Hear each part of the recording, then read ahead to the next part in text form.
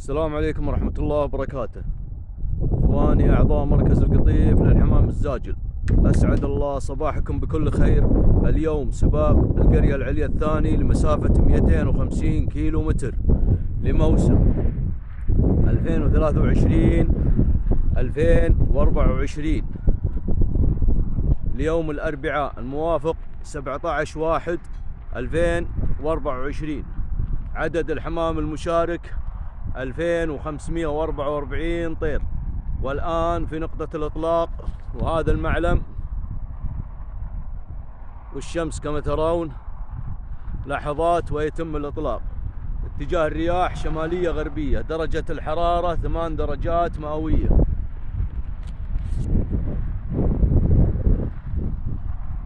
الساعة 6:45. جاهز؟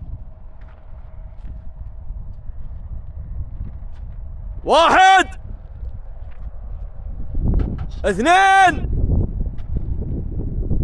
3 اطلاق.